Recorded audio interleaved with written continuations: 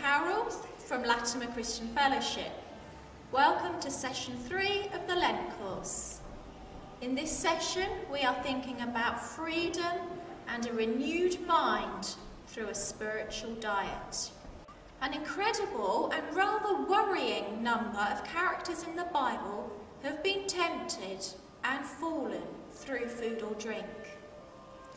We have Adam and Eve in the Garden of Eden. Noah got drunk and lay uncovered in his tent.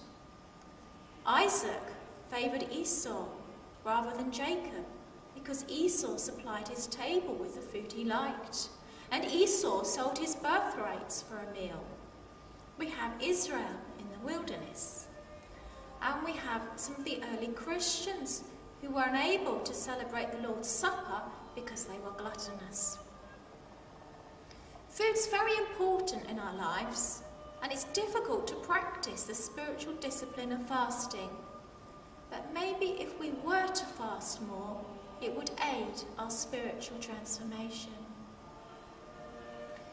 The people of Israel spent many centuries of captivity in Egypt when their oppressors used to control them through their food allowance.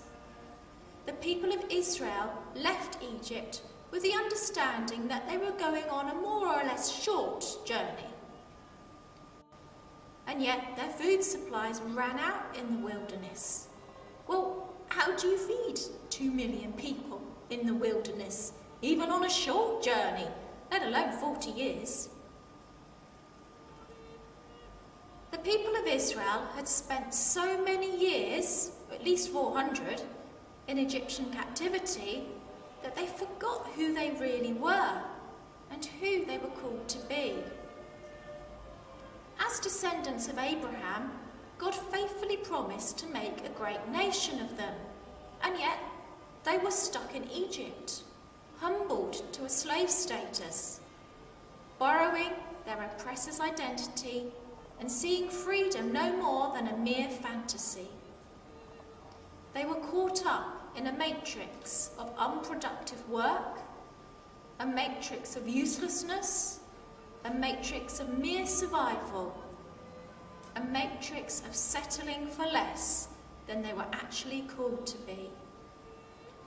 They were going through the motion through the bewitchment of slavery. If food was so instrumental in the enslavement of the people of Israel in Egypt, I wonder how God may choose to use spiritual diets in order to transform, remake, renew Israel and mould them into his people.